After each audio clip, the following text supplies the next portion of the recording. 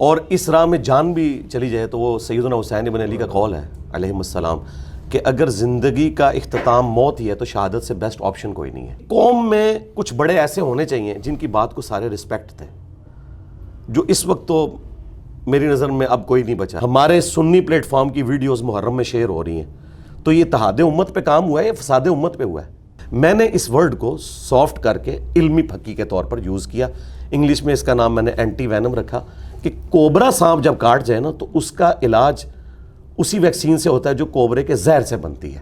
تو ان کا انتم وآباؤکم فی ضلال مبین, تم بھی تمہارے آباء و اجداد بھی گمراہ تھے.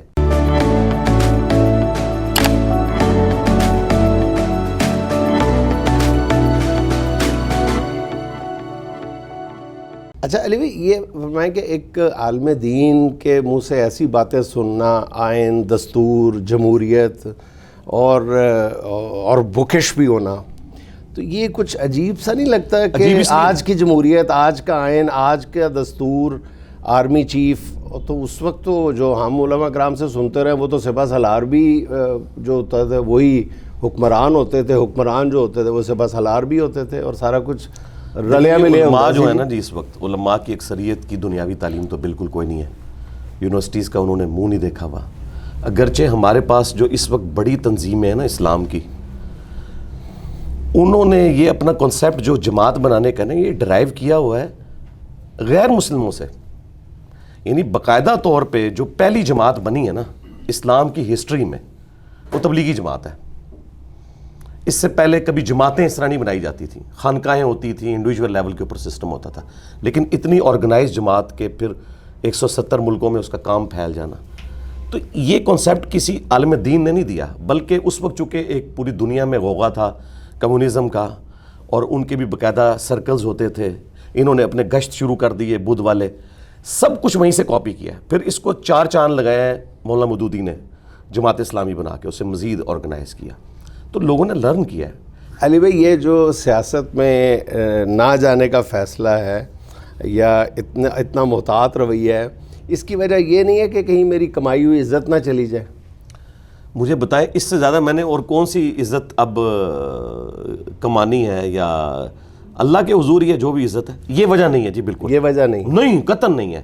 اس کی وجہ یہ ہے کہ میں چلو پھر آپ مجھ سے ننگی بات سننا چاہتے ہیں, وہ ڈاکٹر سرار صاحب یہ لفظ استعمال کرتے تھے ننگا فلسفہ, تو میں بھی وہ اپنے استاد کی سنت پہ عمل کرتے ہوئے, تو ننگا فلسفہ یہ ہے کہ جی پاکستان کی جو پولیٹکس جس قسم کی ہے نا جی, اس میں ہی نہیں چاہتا کہ صدیوں بعد اللہ تعالیٰ نے مسلمانوں کو ایک انٹرنیشنل لیول کا ایک ایسا پلیٹ فارم ہماری شکل میں دیا ہے کہ لوگوں کی کوئی ڈھارس بندی ہے کہ مسلمان دوبارہ اپنے پاؤں پہ کھڑے ہو سکتے ہیں, اپنے دین کو لرن کر سکتے ہیں, اسلام کی نشت ثانیہ ہو سکتی ہے, فرقہ واریت کا خاتمہ ہو سکتا ہے.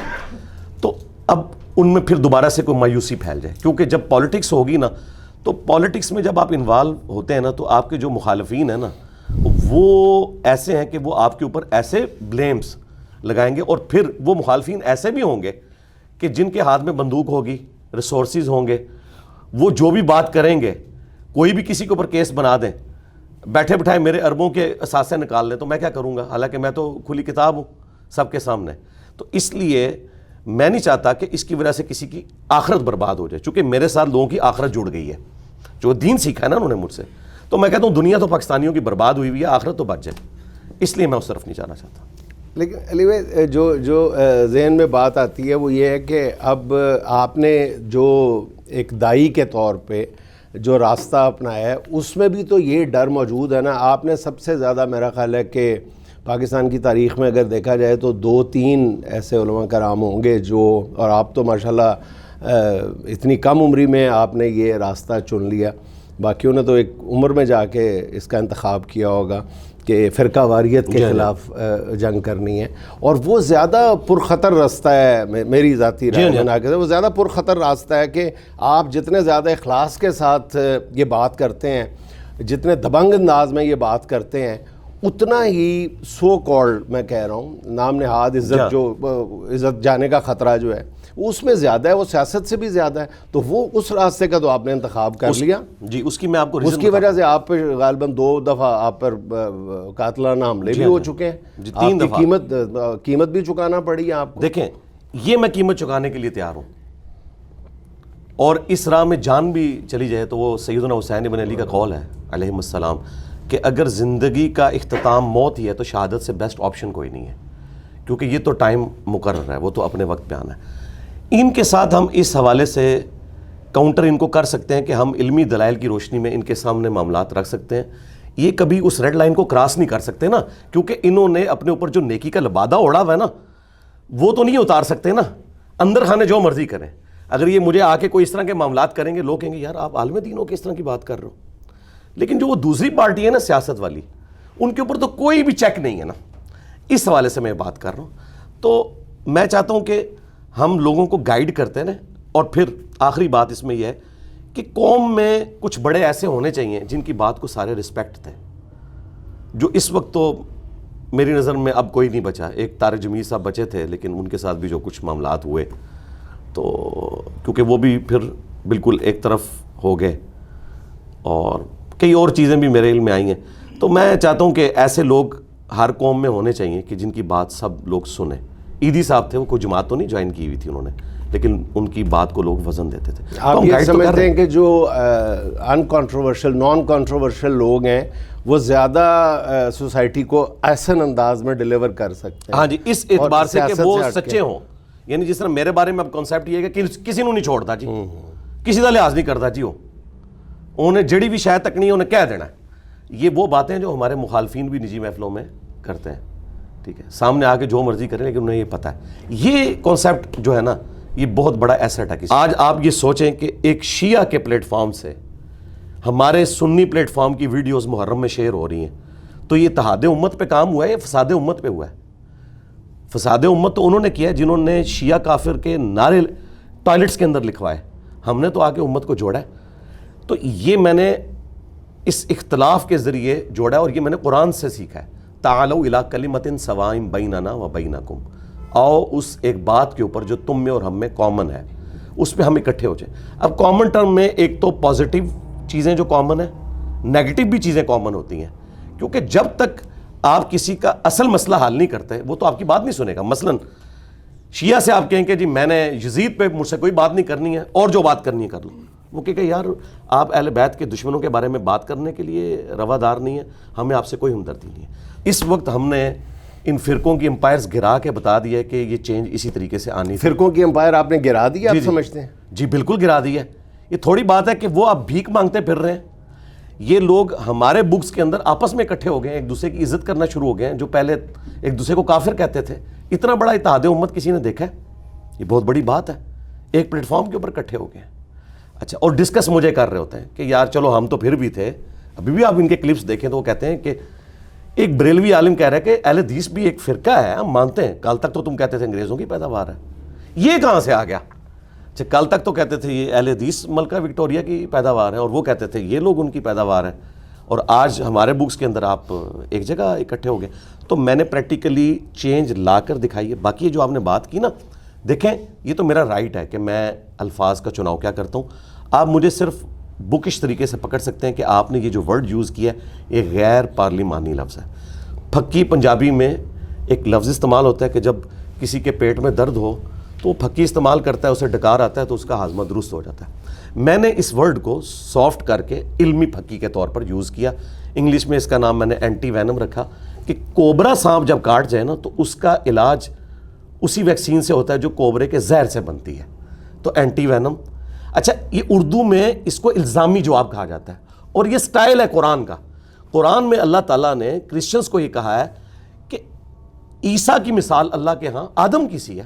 آدم کو تو تم لوگ بھی اللہ کا بندہ مانے ہوئے ہو، وہ تو بغیر ماں باپ کے پیدا ہوا ہے نا، آدم علیہ السلام۔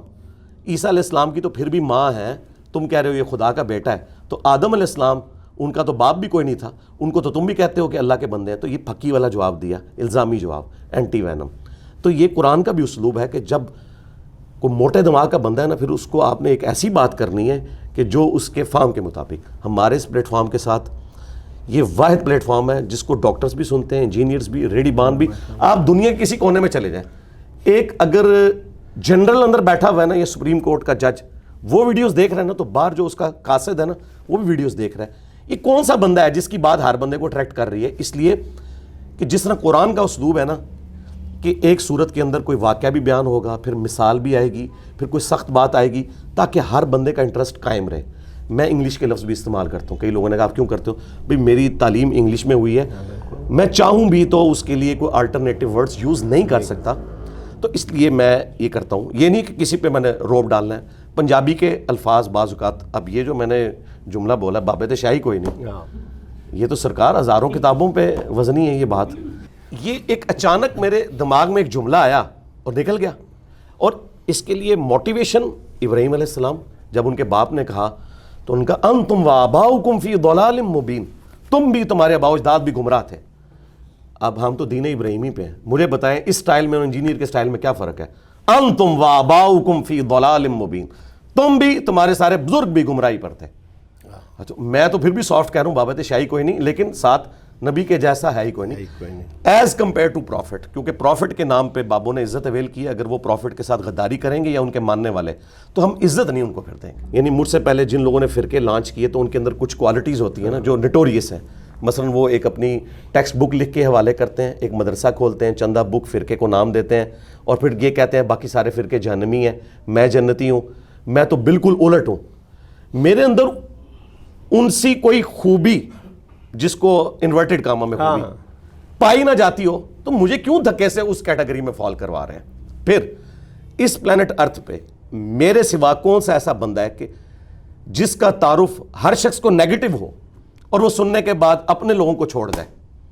یہ اتنے بڑی کیا سچائی ہے کہ ہر بندہ اس کے خلاف بول رہا ہے, پھر بھی لوگ کہہ رہے ہیں سننا ہے نہیں ہے, ایک گال صحیح کرتا ہے جی, اور لوگ چینج بھی ہو رہے ہیں.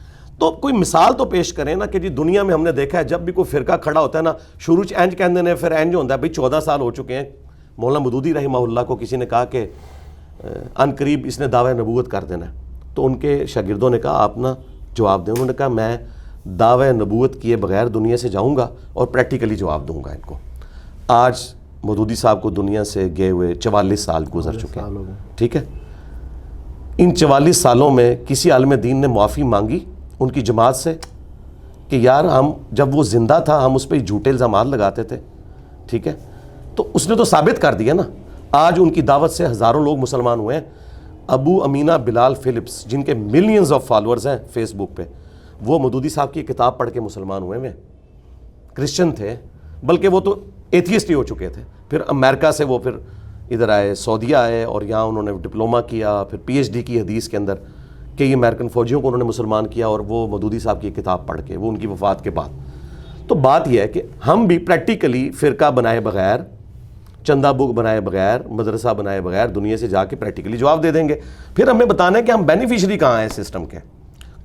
کسی بینیفٹ کے لیے انسان کام کرتا ہے نا. ٹھیک ہے, جتنے لوگوں کی آپ مثالیں دے رہے ہیں, مجھے کسی کیٹیگری میں فٹ کریں نا کہ جی میں فلاں پولیٹیکل جماعت کے اس مذہبی پیشوا کی طرح ہوں, اس میں اور آپ میں یہ چیزیں کامن ہیں, یا فلاں میں یہ چیزیں کامن ہیں. میری مثال تو کوئی لائے نا مجھے کہیں فٹ کرتے وقت. آپ جو بھی بات شروع کریں گے, میں پہلی چیز ہی پیسہ ہے, ادھر ہی میں کلین چیٹ مجھے مل جائے گی. تو پھر کیا کریں گے؟ مدرسہ کوئی نہیں, چندہ بک کوئی نہیں, ادھر 300-400 لوگ آتے ہیں اپنی جیب سے انہیں کھلاتے ہیں, ہر دفعہ سالوں سے کھلا رہے ہیں, پمفلٹ تک فری دیتے ہیں.